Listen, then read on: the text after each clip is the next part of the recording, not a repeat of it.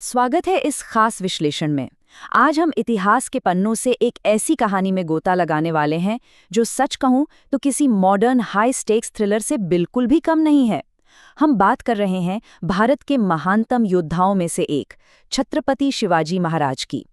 उनकी अदम्य हिम्मत, उनकी अचूक रणनीतियां और वो ऐतिहासिक जीतें जिन्होंने उस दौर के सबसे ताकतवर साम्राज्य की नींव तक हिला दी थीं।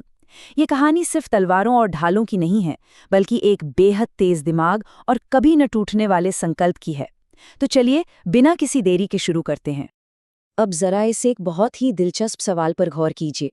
17वीं सदी की सर्जिकल स्ट्राइक आखिर कैसी दिखती होगी? मेरा मतलब है, आजकल हम न्यूज़ में अक्सर सर्जिकल स्ट्राइक शब्द सुनते रहते हैं, है ना? लेकिन सोचकर देखिए, सदियों पहले जब कोई सैटेलाइट या मॉडर्न टेक्नोलॉजी नहीं थी, तब इस अचूक मिलिट्री टैक्टिक का इस्तेमाल कितनी चतुराई से किया गया होगा। तो चलिए सबसे पहले इसे थोड़ा डिकोड कर लेते हैं। सर्जिकल स्ट्राइक का सीधा सा मतलब है एक ऐसा बेहद सटीक मिलिट्री अटैक जिसका टारगेट सिर्फ और सिर्फ एक खास ठिकाना या व्यक्ति हो। मकसद ये होता है कि आसपास के आम लोगों या बुनियादी ढांचे को कोई नुकसान ना पहुंचे। अब देखने वाली बात यह है कि ये मॉडर्न कॉन्सेप्ट उस दौर में कैसे हकीकत बना जब छत्रपति शिवाजी ने इसका एकदम मास्टरमाइंड की तरह इस्तेमाल किया। सेक्शन 1, पहली सर्जिकल स्ट्राइक। तो माहौल कुछ ऐसा था, मराठा साम्राज्य पर एक बहुत बड़ा खतरा मंडरा रहा था। मुगल सरदार शाइस्ता खान अपनी विशाल सेना के साथ आ धमका था और पिछले 3 सालों से लगातार उनके इलाकों पर कब्जा जमाए बैठा था। अब इस भारी दबाव के बीच एक सीधी आमने सामने की लड़ाई लड़ने के बजाय एक बेहद ही साहसिक और आउट ऑफ द बॉक्स योजना बनाई गई। रात का घुप अंधेरा और केवल मुट्ठी भर भरोसेमंद सैनिक, उन्होंने सीधे शाइस्ता खान के कैंप पर धावा बोल दिया। ये हमला इतना अचानक और इतना सटीक था कि पूछिए मत। खान वहां से बमुश्किल अपनी जान बचाकर भाग पाया। हालांकि इस अफरा तफरी में उसकी कुछ उंगलियां कट गईं और वो इतना खौफजदा हो गया कि उसे तुरंत महाराष्ट्र छोड़कर भागना पड़ा। ये दोस्तों मॉडर्न सर्जिकल स्ट्राइक का एक एकदम परफेक्ट ऐतिहासिक उदाहरण था। सेक्शन 2, एक धनी बंदरगाह को लूट ला। शाइस्ता खान के उन हमलों का जवाब सिर्फ एक कैंप तक सीमित नहीं रहने वाला था। अब बारी थी मुगल साम्राज्य की आर्थिक कमर तोड़ने की, और इसके लिए रुख किया गया सूरत की ओर, जो उस समय यानी आज के गुजरात में एक बेहद ही धनी और संपन्न बंदरगाह शहर था। वहां से जो खजाना हाथ लगाना वो कोई छोटी मोटी रकम नहीं थी, पूरे 1 करोड़ रुपए। जी हाँ, उस जमाने में 1 करोड़ रुपए ये एक चौंका देने वाली विशाल रकम थी। लेकिन यहाँ जो बात सबसे ज्यादा इंप्रेस करती है वो है उनकी स्ट्रेटेजिक सोच और ऊंचे नैतिक मूल्य। इस पूरे अभियान के दौरान सख्त निर्देश थे कि किसी भी धार्मिक स्थल पर कोई आंच नहीं आनी चाहिए। और तो और मोहनदास पारेख नाम के एक बेहद नेक और धर्मार्थ व्यक्ति के घर को भी पूरी तरह से बख्श दिया गया।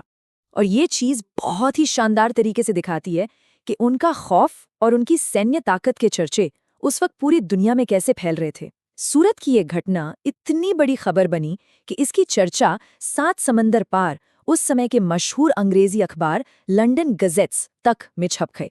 उस रिपोर्ट में साफ साफ लिखा था कि सभी यूरोपीय राजनयिकों को पत्र लिखकर पैसे के तत्काल उभार की मांग की गई थी, और साथ ही ये कड़ी चेतावनी भी दी गई थी कि अगर ऐसा नहीं हुआ तो वो वापस आकर उस शहर को पूरी तरह से बर्बाद कर देंगे। सेक्शन 3, हार और एक विवश संधि। अब देखिए, इतिहास हमेशा सिर्फ और सिर्फ जीत की कहानी नहीं होता है ना? सूरत की इस घटना ने मुगल साम्राज्य के ईगो और उनकी प्रतिष्ठा को बहुत गहरी चोट पहुंचाई थी। उस वक्त का सबसे ताकतवर मुगल शासक औरंगजेब इस खुली चुनौती को बर्दाश्त ही नहीं कर सका। उसने तुरंत अपने सबसे काबिल और प्रतिष्ठित राजपूत सेनापति जय सिंह को एक विशाल सेना के साथ मैदान में उतार दिया। अब जो मुकाबला था वो बहुत ही असमान था।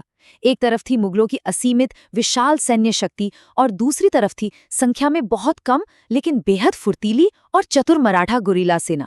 जयसिंह ने जो घेराबंदी की वो इतनी तगड़ी थी कि आखिरकार पुणे के पास पुरंदर किले में मराठों को हार स्वीकार करनी ही पड़ी। हालात ऐसे बन गए कि मुगलों के साथ एक बेहद ही कड़ी और मजबूर करने वाली संधि करनी पड़ी। शर्तों के मुताबिक राज्य का एक बहुत बड़ा हिस्सा मुगलों को सौंपना पड़ा, और इससे भी बड़ी और दुखद बात ये थी कि उनके पुत्र संभाजी को मुगल दरबार की सेवा में जाने के लिए मजबूर होना पड़ा। सच कहें तो ये इस पूरे ऐतिहासिक सफर का सबसे मुश्किल और निराशाजनक दौर था। सेक्शन 4, आगरा से वो महान पलायन। लेकिन एक बात तो तय है, एक सच्चा रणनीतिकार कभी भी मुश्किलों के आगे घुटने नहीं टेकता। अब हमारी कहानी महाराष्ट्र के उन ऊंचे पहाड़ों से निकलकर सीधे मुगल सत्ता के दिल यानी आगरा पहुंचती है। कूटनीति और टेंशन दोनों अपने चरम पर थे। जयसिंह के बहुत जोर देने पर शिवाजी आगरा के मुगल दरबार में औरंगजेब से मिलने पहुंचते हैं। लेकिन वहां दरबार में क्या होता है? उन्हें जानबूझकर उन मुगल सेनापतियों के पीछे खड़ा कर दिया जाता है जिन्हें वो पहले ही युद्ध के मैदान में धूल चटा चुके थे। ये एक ऐसा सीधा और खुला अपमान था जिसे बिल्कुल भी बर्दाश्त नहीं किया जा सकता था। वो गुस्से में भरे दरबार से बाहर निकल गए और इसका नतीजा, औरंगजेब ने उन्हें एक बेहद ही हाई रिस्क हाउस अरेस्ट में रख दिया जहां हर तरफ कड़ा पहरा था। अब इस पूरी घटना पे जो बात सबसे ज्यादा दिलचस्प है वो ये है कि इस नामुमकिन सी लगने वाली स्थिति से बाहर निकलने का जो प्लान बना वो किसी भी मॉडर्न जासूसी फिल्म को मात दे दे। ये एकदम ब्रिलियंट साइकोलॉजिकल माइंड गेम था। चरण 1, आगरा के साधु संतों और मुगल जनरलों को फलों और मिठाइयों की बड़ी बड़ी टोकरियां भेजना शुरू किया गया। चरण 2, शुरुआत में तो पहरेदारों ने हर टोकरी की बहुत बारीकी से जांच की, लेकिन रोज रोज वही टोकरियां देखते देखते वो बोर हो गए, लापरवाह हो गए और उन्होंने चेकिंग करना ही बंद कर दिया। और फिर आता है मास्टर स्ट्रोक। चरण 3, जैसे ही सही मौका मिला पिता और पुत्र इन्हीं खाली टोकरियों के अंदर छिप गए और आगरा की उस अभेद्य कड़ी सुरक्षा के बीच से शानदार तरीके से गायब हो गए। इस घटना के बाद मुगल उन्हें फिर कभी अपनी पकड़ में नहीं ले सके। सेक्शन 5, राज्याभिषेक और रणनीतिक विस्तार। आगरा से इस चमत्कारी और जादुई वापसी के बाद मराठा साम्राज्य एक बिल्कुल नई और अजेय ऊर्जा के साथ फिर से उठ खड़ा हुआ। अब वक्त आ गया था एक शानदार कमबैक का, सत्ता को एक स्थायी और औपचारिक रूप देने का।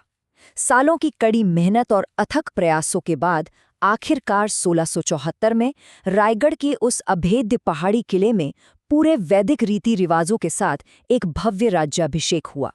इस ऐतिहासिक क्षण में छत्रपति शिवाजी अपने दरबार में पूरे राजसी वैभव के साथ विराजमान हुए। इसी पल उन्हें औपचारिक रूप से श्री राजा शिव छत्रपति की महान उपाधि मिली। और हाँ, भारत के प्राचीन महान शासकों की ही तरह इस राज्याभिषेक के प्रतीक के रूप में अपना खुद का एक नया युग शुरू किया गया, राज्याभिषेक शक। ये सिर्फ एक समारोह नहीं था, बल्कि एक स्वतंत्र और संप्रभु राज्य की दुनिया भर में आधिकारिक घोषणा थी।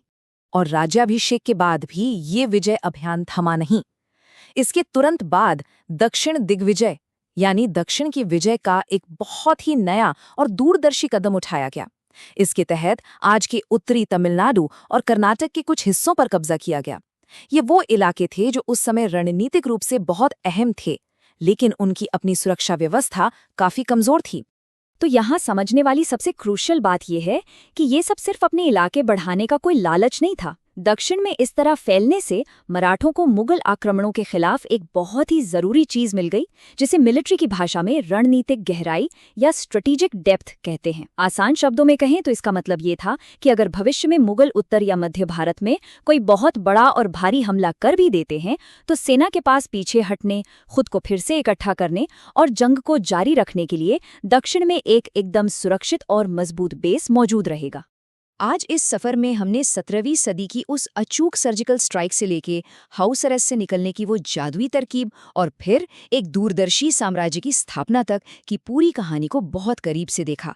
अब जाते जाते जरा इस एक विचारोत्तेजक सवाल पर जरूर गौर कीजिएगा। सामरिक कौशल और रणनीतिक गहराई के ये जो ऐतिहासिक उदाहरण हैं, ये आज भी हमारी मॉडर्न मिलिट्री सोच और राष्ट्रीय सुरक्षा रणनीतियों को किस तरह प्रभावित करते हैं। क्योंकि देखिए, इतिहास सिर्फ बीते हुए कल की घटनाओं का कोई रजिस्टर नहीं है, बल्कि ये आज की सबसे जटिल और मॉडर्न रणनीतियों की मजबूत नींव भी है। इस शानदार और ज्ञानवर्धक विश्लेषण में हमारे साथ जुड़ने के लिए बहुत बहुत शुक्रिया।